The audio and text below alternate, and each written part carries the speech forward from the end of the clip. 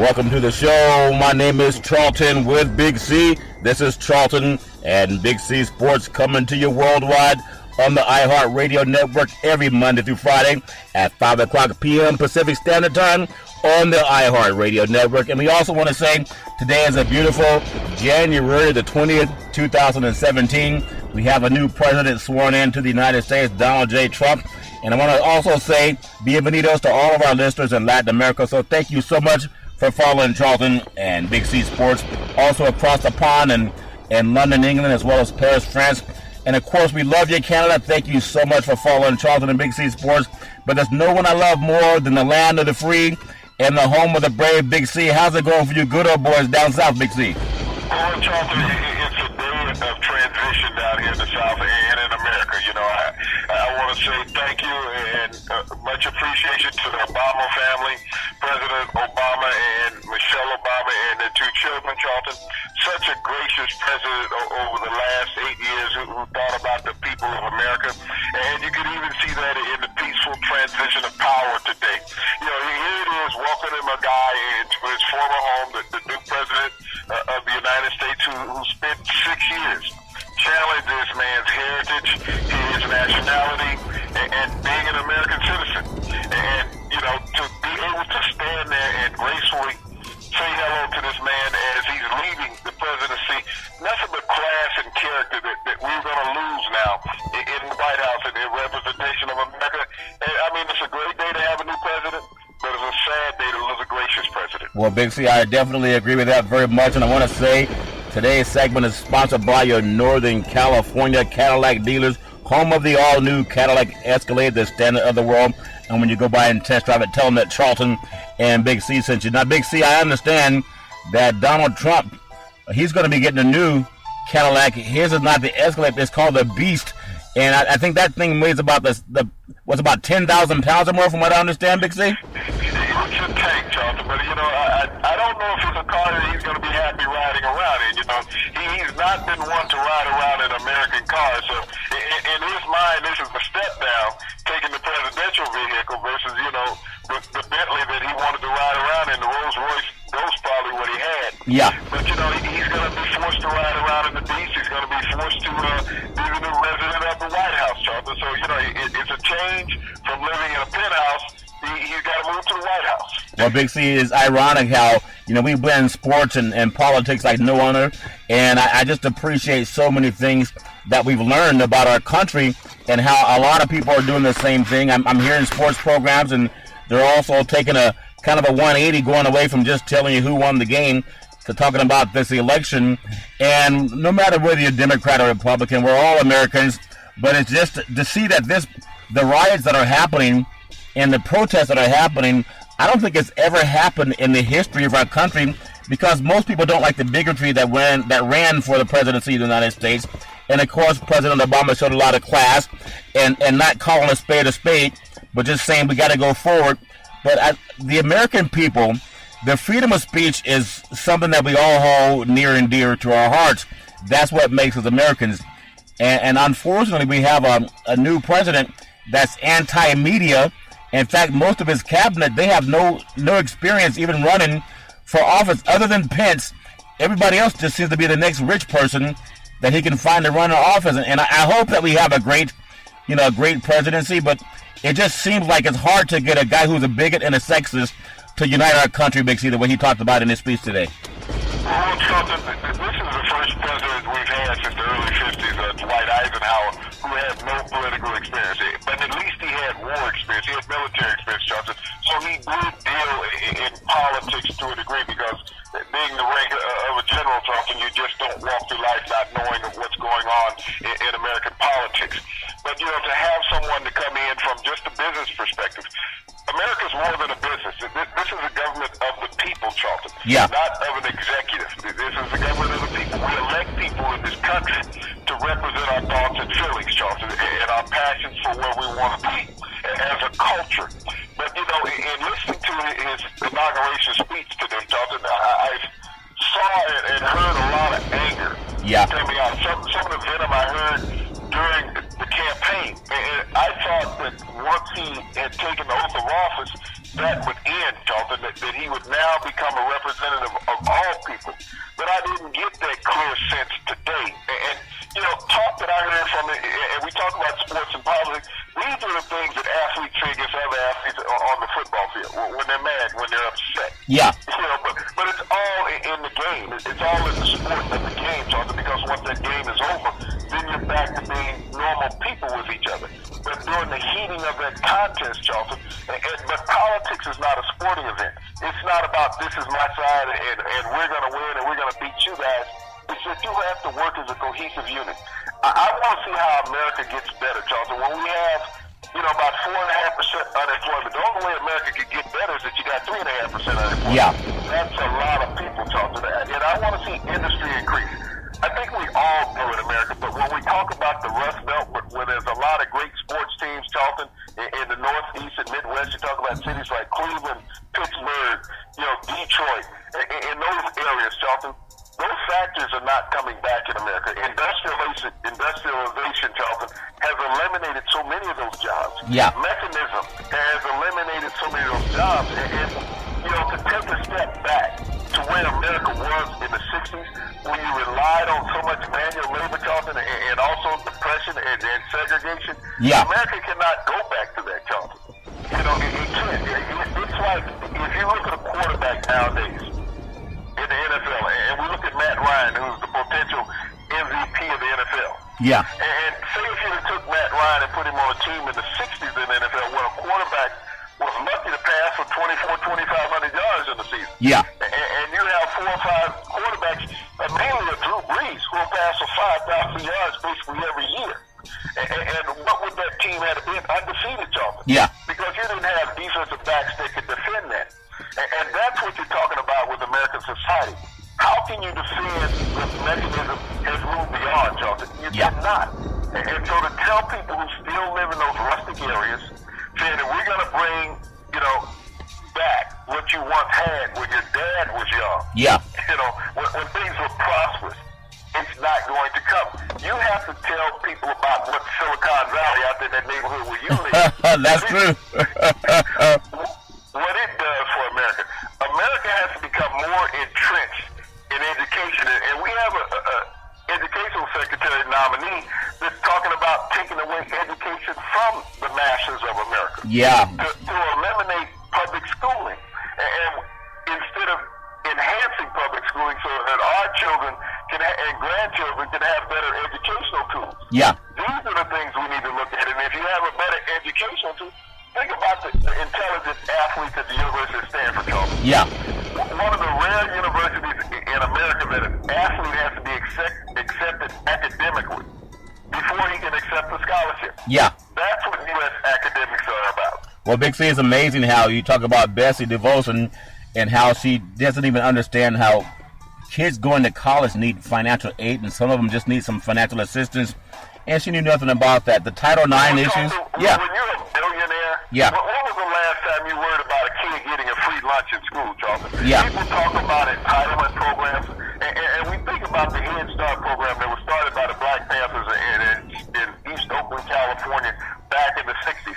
That's where the free lunches at school came from, for those underprivileged inner city kids. Then the government took up the program because they didn't want to be say that the Black Panthers were the forefathers of a program like that for school for children all over the United States. But these are the things that Bessie DeVos doesn't understand. When you have kids in grammar school, and the president's son, this is a 10-year-old boy who goes to a $45,000 a year school. Yeah. Now think about the middle income people in America who would love to make $45,000 a year. But his son goes to a $45,000 a year school. So, and many Americans don't make that money in a year as a family, Charles. Yeah. These are the things you have to talk about. I'm going to bring those people who are making $22,000, $25,000 a year. I'm going to get you a $45,000 a year.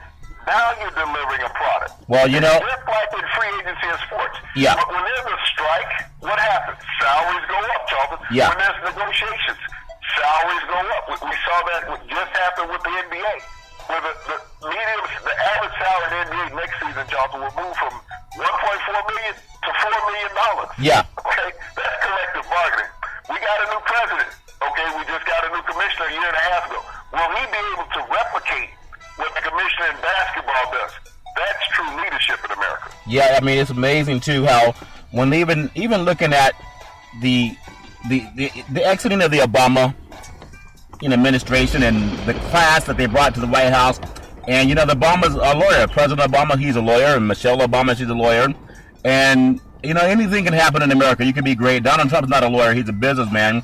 But the new First Lady is not American born, and she's also not a lawyer. They were asking more about what designer outfit she was wearing other than what she's accomplished for the masses of the people prior to having her husband sworn in. And I mean, some people want to see women who don't have a lot going on, but that's a shame when we're asked about our First Lady, the new First Lady, Melania now, and what do you think she's wearing? Whose outfit is she wearing? Not what she's contributed to education, not what she's contributed to civil rights, not what she's done anything other than just be, the new spouse, I think the third or fourth spouse of Donald Trump. But be that as it may, that's their own personal lives.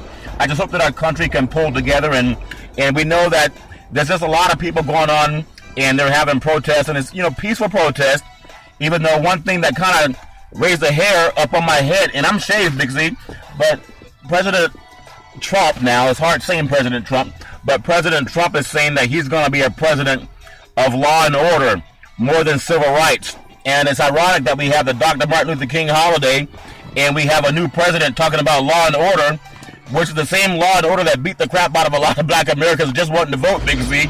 But he did say that all the things that have to do with law enforcement in a police state, he's going to be a pro-police state when we fight so hard for equality for all people. So hopefully young people, when you're out talking and marching, just realize that there's a new climate now, that there's a different climate going on. Also want to say this segment is sponsored by your California Lottery.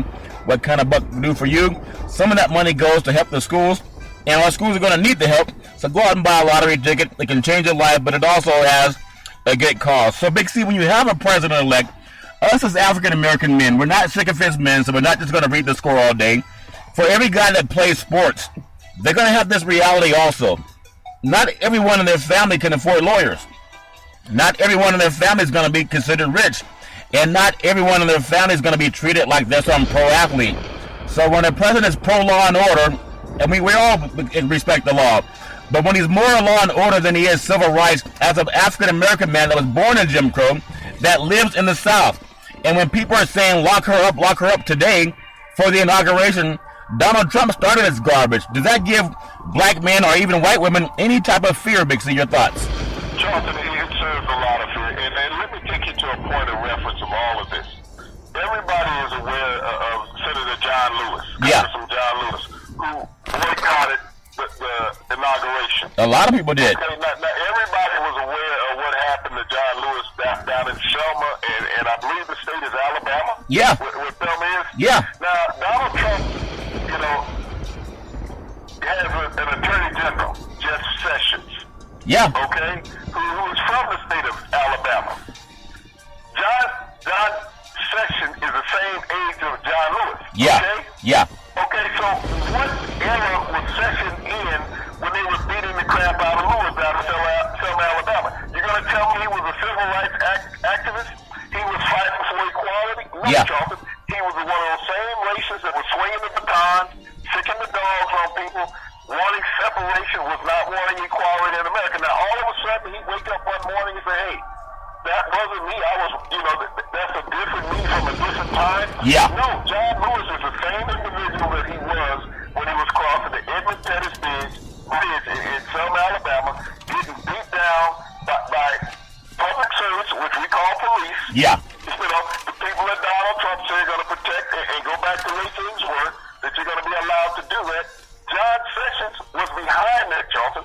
He was one of those people who were fighting to have African Americans have equality in Alabama throughout his entire life there. Yeah. Okay, so to say that now he's going to be the Attorney General and he's going to forget about the history that he had in growing up, that's like telling me that a pit bull won't bite you, okay? Yeah, I understand that.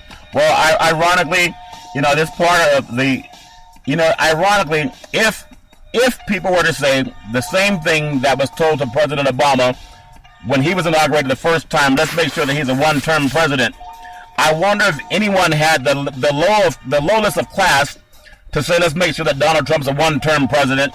And there are people saying, give this guy a chance, give this bigot and the sexist a chance. And that's their choice, that's their prerogative. But a lot of people are not dumb. A lot of people don't read, so they'll believe anything you tell them.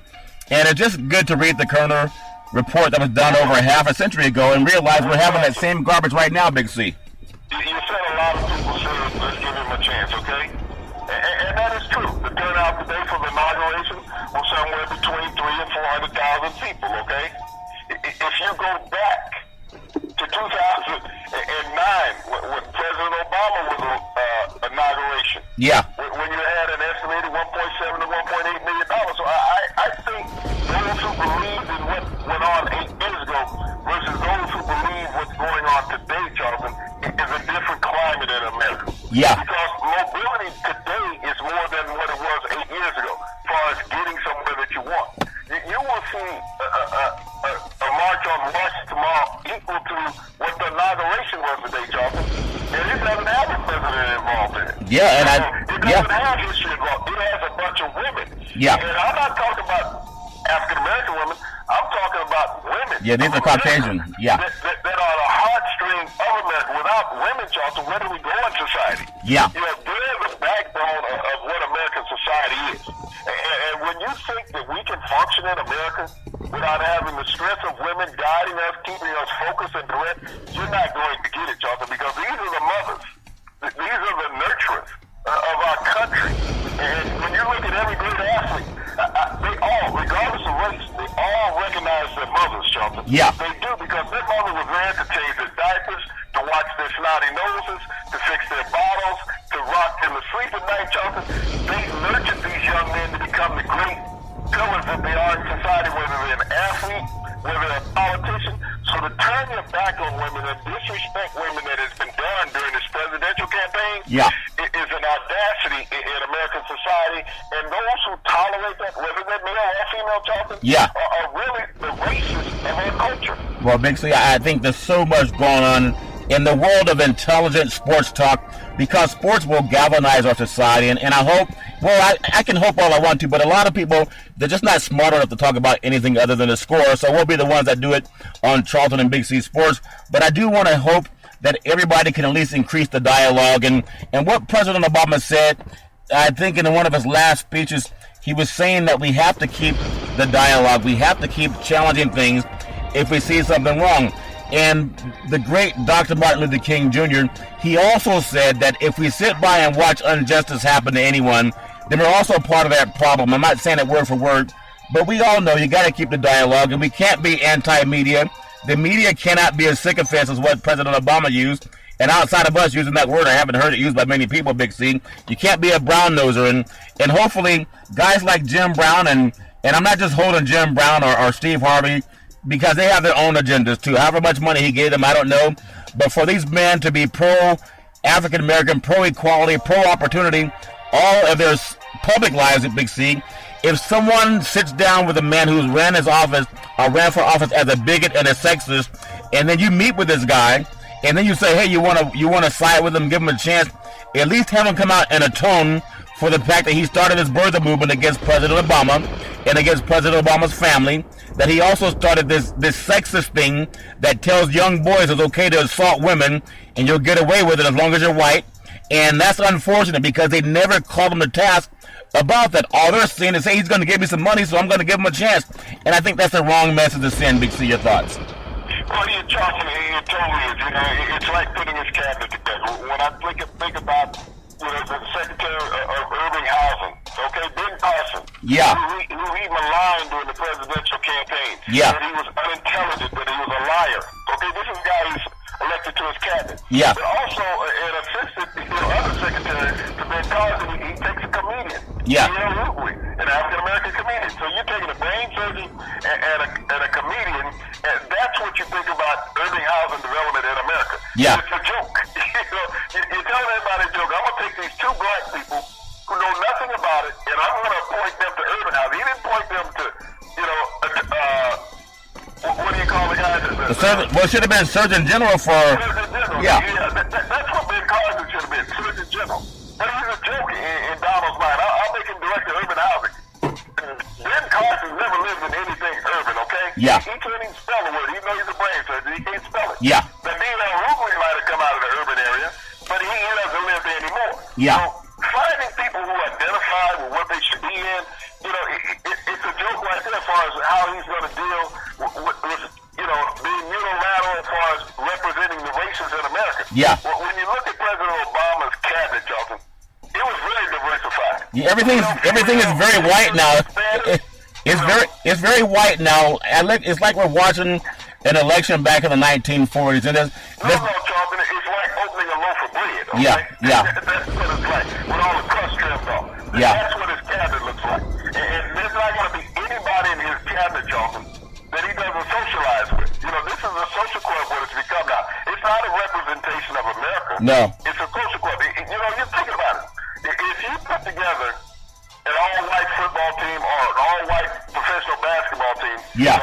What would be the success ratio of it against America's teams that are diversified? Yeah. Okay? Yeah. They may win a few games, but they're not going to have a winning record. Well, that's what I look at with this cabinet. They're going to win a few battles, but they're not going to win America's hearts because they're not thinking of America. They're thinking of their pockets right now. Yeah, and that's a shame because if you're a young person and you want to believe in this country, you want to believe in this government, then you at least want to see something that looks like you. For every hue that makes the United States of America great, the land of the free and the home of the brave. And here's President Trump saying that we want a land of opportunity and there's no room for divisiveness and bigotry. And then his whole group, as who's the guy that for the Knicks would say posse, his whole posse is like all Caucasian again. And, if that's how you roll, that's how you roll. But America's not a place of eugenics. It's not a place of everybody's homogenous. This is a place of equality and diversity. And I know a lot of people live in segregated lives, and that's their choice. But when it comes to the government's supposed to represent the people. He says we're going to be for the people, but it doesn't seem like he's putting the people in his cabinet. Big C, I want to say this segment is also sponsored by United Labor, guaranteed $100,000 life insurance with no medical questions. We are also endorsed by the American Cancer Society and the American Heart Association. And we work with all of the unions in the country under the AFL-CIO. We simply want to put people back to work again. We're looking to create 1,000 jobs for brokers, Big C, all over the country. But again, with Donald Trump, we do wish our country success. But until you atone, and they had all these ministers and all these people from the clergy that were giving up, they were praying for the country and praying for the Trump family. But a part of religion is you have to atone.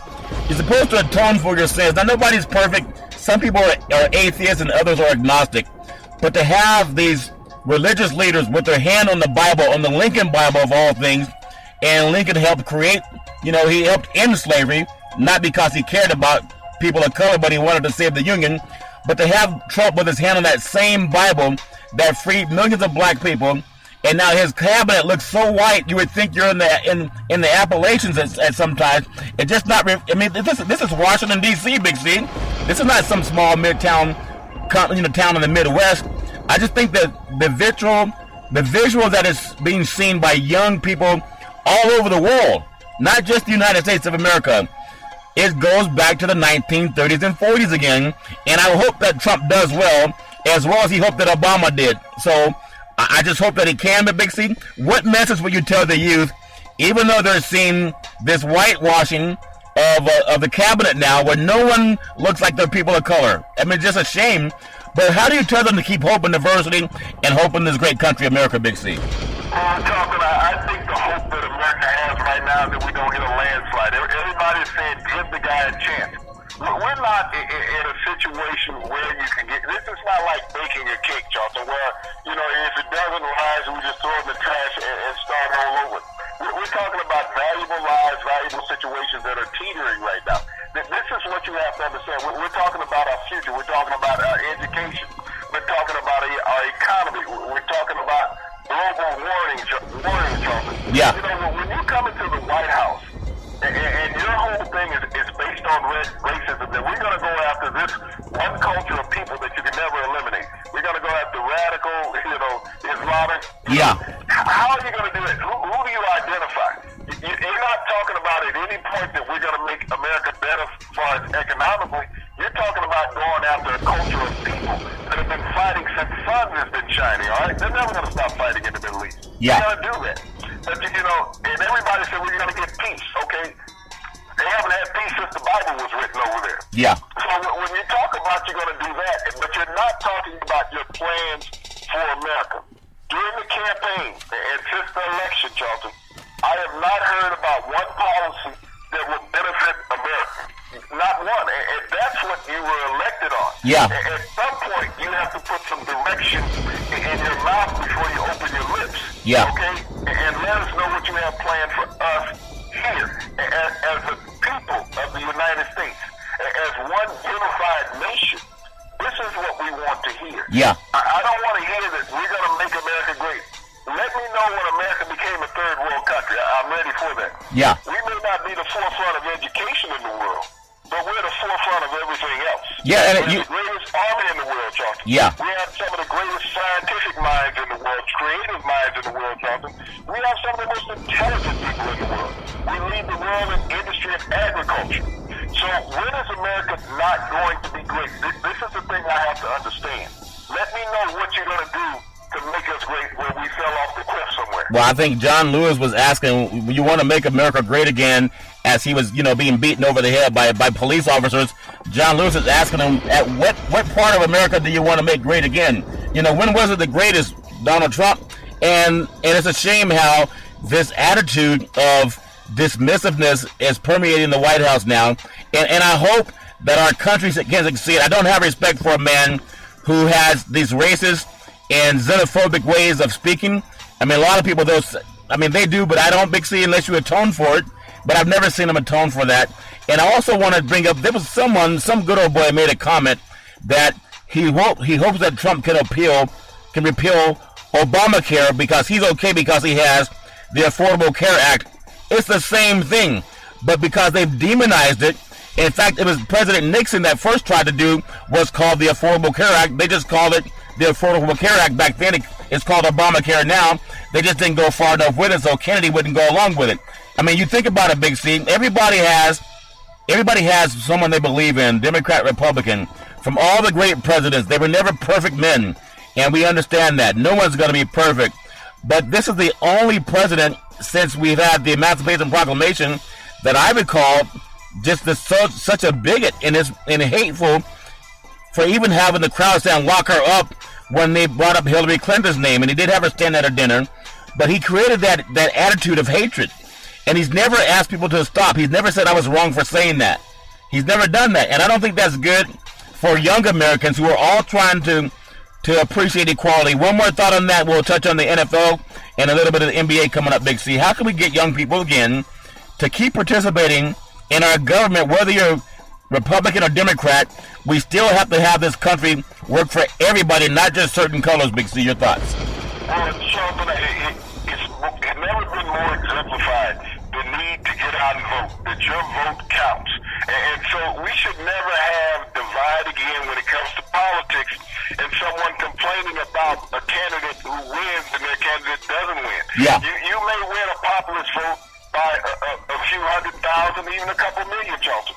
But even if those 40 million people that are registered to vote that don't turn out to vote would make all the difference in the world. You have to turn out. Don't complain when you don't participate.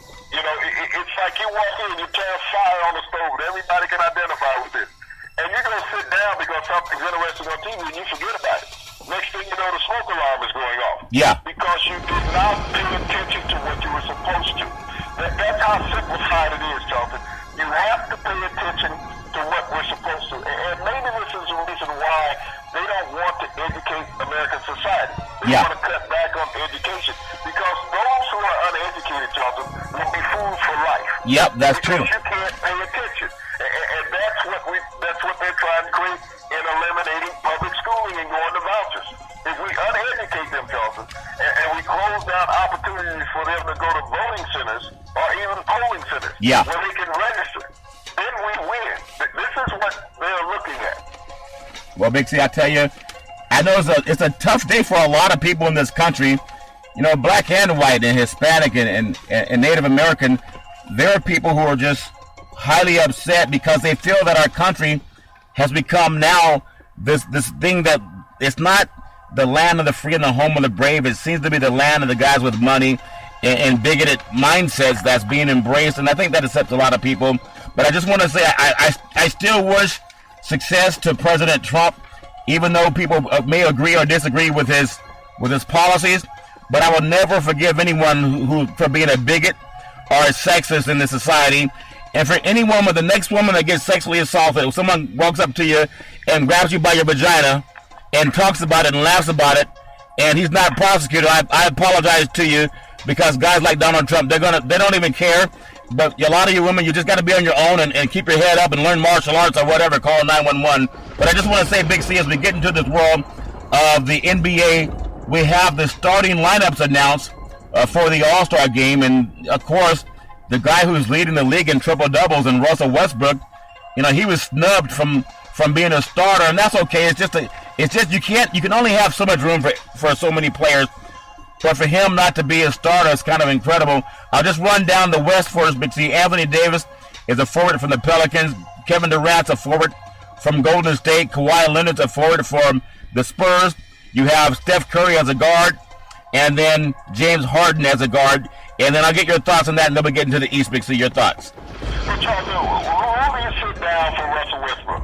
You got Steph Curry, former league MVP, unanimous MVP. You got James Harden, who was number 3 in voting last year, the MVP. Yeah. And is right behind Westbrook in triple doubles this year. Yeah. So, it's a tough call. When you look at the NBA, and you only have 5 roster spots, really there's no true centers in the league anymore. Everybody's a forward or a guard. Yeah. Everybody shoots a 3. But when you look at that scenario, and Westbrook is not the most popular player in the league. The All-Star game is a popularity contest. He doesn't have the commercials that Steph has. Yeah. He doesn't have the commercials that Harden has. Yeah. When you look at those two players, they're leading the advertising, Madison Avenue, as far as that position in the NBA. And they weren't in a bickering battle with the former teammate from last year. So those things are looked at by people who are voting. But, it's really not a stub for Russell Westbrook. Do you vote in by position, or you just vote in by the players? And this is what the NBA is going to have to start looking at. Yeah. Why start 4 guards and a forward? When you look at the finals, you saw that in the past 2 years. You would see 4 small guys. You'd never see a center on the floor. Yeah. Draymond Green was playing center for the Warriors at 6'7". So this is something that has to be addressed. Do we have positions, or do we have a team? And I think the NBA would be more intelligent by just be going with the all-star team. Isn't that what they call it? Yeah. All-star team? Yeah. Go with the team. Don't go with positions. Go with the all-star team. Top voters, regardless of position, Joe. And Big C, that's true. Back in the day, a lot of guys would just have pickup basketball, and they would just let guys play. Full court, half court. Guys just played the game no matter how tall or what position you called yourself. It was more like freestyle basketball, and that's what the All-Star game is anyway. It's not like they're all really playing their positions. In the East, we have guard Giannis Antetokounmpo. I hope I said his name right. LeBron James for the Cavs. The Greek freak plays for Milwaukee Bucks. And then for the forward for the Bulls, Jimmy Butler. You have guard DeMar DeRozan for the Raptors, and then guard for the Cavaliers, Kyrie Irving. And we going back to the Western Conference. Davis averages 28 points a game, and that's just incredible. And then you look at Durant. With a star-studded lineup, Durant has an easier time scoring now because he doesn't have to be so much of the go-to guy, but he's averaging a high in rebounds at 8.6 rebounds a game, which is incredible. And his field goal percentage is 54%. Kawhi Leonard for the Spurs, he has a career-high 24.8 points a game and 3.1 assists. He scored 30 points each of his last 4 games. And then Steph Curry, who's off the pace for his 3-point crown that he set the last 2 years, and he ranked second in the NBA in 3 points this year with 158. And I just want to ask, when you look at James Harden, a guy who's such a talented player, doesn't play defense, but is definitely known for his offense. He's on pace to join Oscar Robertson as the only player in NBA history to have at least 28 points and 11 assists and 8 rebounds in a season on an average. When you go back to averaging like guys like Oscar Robertson, Oscar Robertson did it without the three-point line. Big C, your thoughts? Well, people thought when they got D'Antoni as a coach at Houston that he and Harden would not be a good fit. But Harden has turned his game around and become an all-around player. Yeah. He's gotten that team concept. I think with the movement of Dwight Howard from last season, yeah, it gave him more of a leadership role and that capacity to be the team leader. And when you look at how he has evolved, now you got to remember, he started his career in Oklahoma City. Yeah. He was a sixth man coming off the bench when they had Durant and Westbrook. And so he became down for a contract dispute when he went to Houston. But, you look at his evolution over the last 3 years in the NBA, Charles, he's one of these leaders. Yeah. And he's proven that by being selected as a starter for the All-Star game. But, he's just always been a great scorer. But he's stepped up his game defensively and as a team player with the assists. So you've got to really respect the beard now as far as what he does in an NBA game, and it was shown by the fans and the media selected being an all-star starter. Yeah, in fact, he plays most of his regular season the same way he plays in the all-star games, by playing no defense, Big C, so he doesn't understand what the fuss is about. It's made him an all-star. And then another thing that's happening with TNT, they're creating a players-only broadcast team for the NBA. And some of the play-by-play announcers are going to be guys like Brent Berry and Derek Fisher, Grant Hill. There's Greg Anthony, Kevin McHale, Richard Hamilton, Lisa Leslie, as well as Dennis Scott. And I think it's also going to be Chris Webber. He's always doing the play-by-play anyway. Isaiah Thomas and Baron Davis. And I think they're only going to do it for, I think, from February 27th to March 27th. But players only, I think you'll get more of a real what's going on inside of the minds of these athletes, Big C. When we know the world of media, sometimes you don't have to be an athlete to be a broadcaster or a play-by-play person.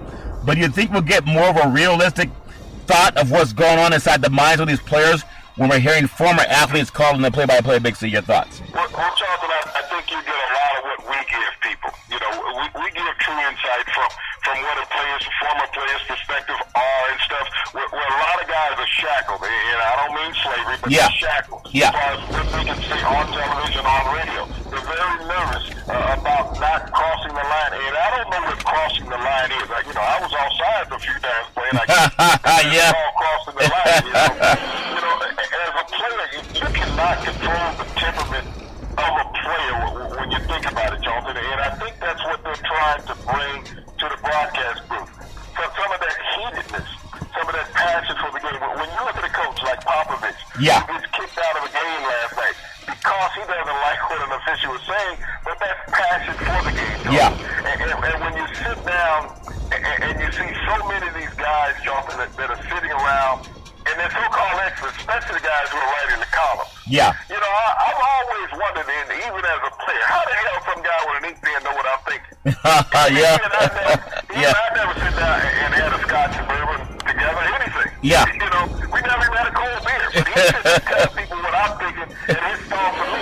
Yeah. I didn't tell people that he was stupid. Right. Because our mindset was not the same. So I think by bringing former players in and more and more, and I think that's one of the things that we've seen in a lot of football pregame shows. They keep turning them over, Charlton. They keep some of the old heads in, but those old heads have lost touch in a way, but they're trying to keep that older audience there. But when they bring in these younger, more recent retired players, Charlton, you get more of a feel, more a thumbprint of the game.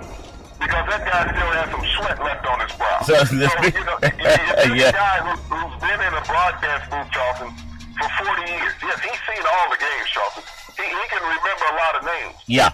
But he's never gotten down there and put his hands in the dirt. Well, and I think that's a big difference. Give me a guy who is set a pick and roll. Yeah. Who knows how to feel. So when I see Charles Barkley, I see Shaq, I see Kennedy Jen Smith, I see guys who played the game at the highest level. Yeah. And when they articulate what they see, it's from inside. Yeah. Not a guy sitting on the peripheral saying, well, this is what my perspective is. When I listen to Doug Collins and Hubie Brown, broadcast game, these are two of the greatest coaches that play tactically, in the NBA.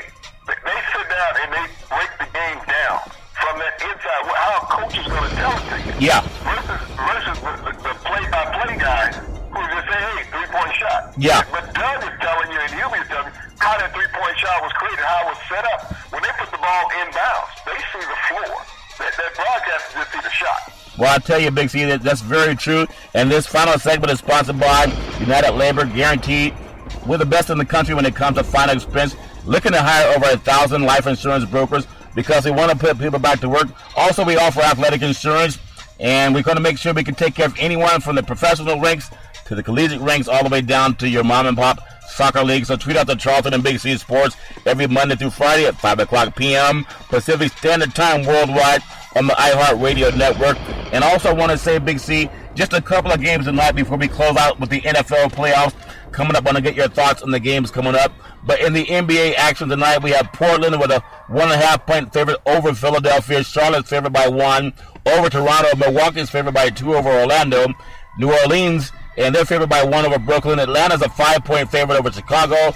Memphis is favored by 6 over the Sacramento Kings without Rudy Gay. That's a really tough break for Rudy Gay and the Sacramento Kings. Golden State, a 4.5-point favorite over Houston. That's in Houston. Dallas, 1-point favorite over Utah. And Indiana, a 3-point favorite over the LA Lakers down in Southern California. Big C, we're getting shaped up for the Final Four of the NFL coming up this week. We're down to finding out who's going to go to the Super Bowl, Big C. And the last maybe several minutes, Big C, just give me your quick thoughts on Green Bay going into Atlanta. They're a 5-point underdog. Your thoughts on who might win that game, Big C, and why? Look, Charlton, you got to look at the more healthy team going into this scenario, and that's going to be the Atlanta Falcons. You know, they've made one Super Bowl appearance in the past. Okay, they lost to Denver, and I'm trying to remember the number that their quarterback wears. Yeah, I understand. Matt Ryan wears number 2. Yeah. So I honestly feel this will be their second appearance in the Super Bowl.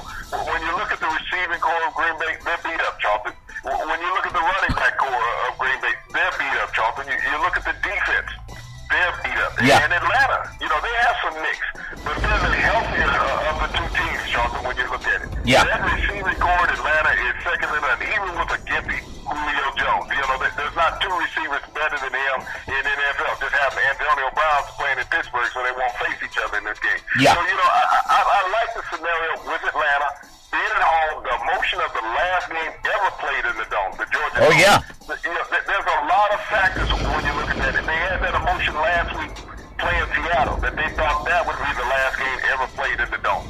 But now, with Green Bay coming to Atlanta, a heritage team, but Aaron Rodgers has a flu of several other Green Bay Packers. And we saw Jordy Nelson with the broken ribs. We saw Adams with the bad ankle. Yeah.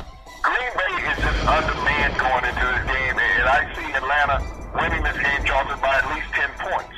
Well, it should be a great shootout down there, but I think Green Bay is banged up. They were out to a 21-3 lead over the Cowboys, and they ended up winning that game on a last-second field goal, 34-31. And then another game that's really a lot of interest is turned into this game. If you look at New England, Tom Brady's 9-2 against the Pittsburgh Steelers, and they also beat the Steelers in 2001 and 2004 in the AFC Championship game. But this Pittsburgh team is a different breed of cat. It looks like Le'Veon Bell's going to be at full strength. They have Brown, who wants to make a statement. And Big Ben, he knows his days of getting to Super Bowls might be closing on him.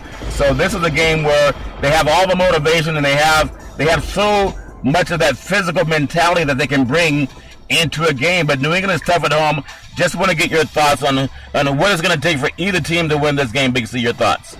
Yeah, this is one of those games, Charlton, where the greatest player in one of these teams' organizations in their history is rooting against the team that allowed him to become a Hall of Fame quarterback. Yeah. Terry Bradshaw is actually rooting against Mike Tomlin. Yeah. Because if the Steelers win, this puts Mike Tomlin in rarefied air. It's qualifying as a great coach in everyone's eyes, except for Terry Bradshaw. Yeah. But Charlton, history will also be made in this game. The winner of this AFC Championship game will be the first team to make 9 appearances in the Super Bowl. Wow. You know, both of these teams have had 8 appearances. Pittsburgh has won 6. New England's won 4, Charlton. But they've made multiple appearances in the Super Bowl. So when you think about what these organizations have done in the modern history of the NFL, Charlton, they've been the pinnacle of success and of ownership. Yeah. As far as owners staying with coaches, Charlton, that have allowed these teams to win. You know, you think about it. Dan's won 2 Super Bowls, Brady won 4. But, you know, to be able to get there in that many times. Also, this is the Patriots' 11th appearance under Brady in the AFC Championship. Wow. So when you think about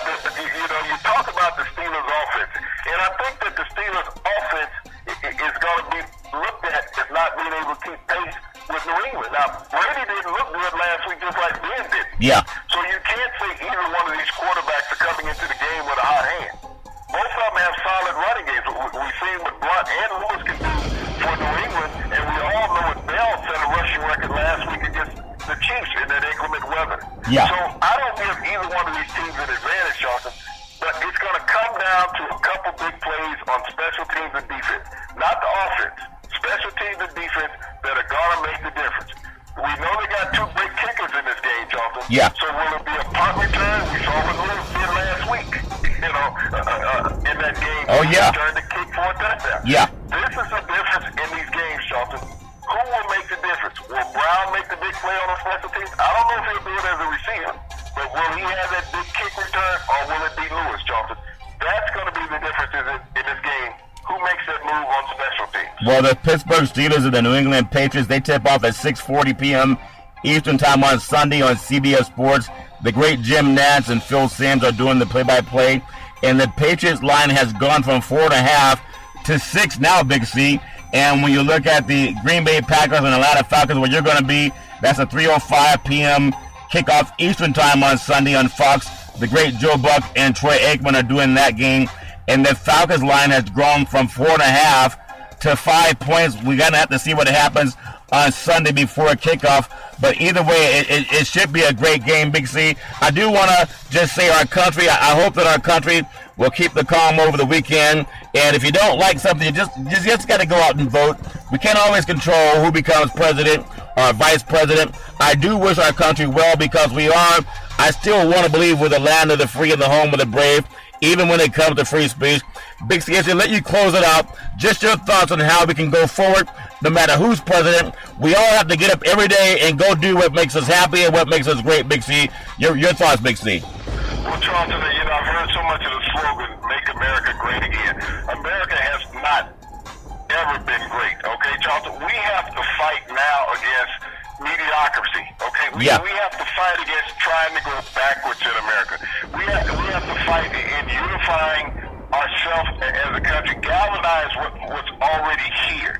When we look at how American societies move on, yes, but people don't always make the money that they want to make in employment. Yeah. But I don't see any rich people saying, "Hey, I'm going to raise the wages." Yeah. And that's what it comes down to in America.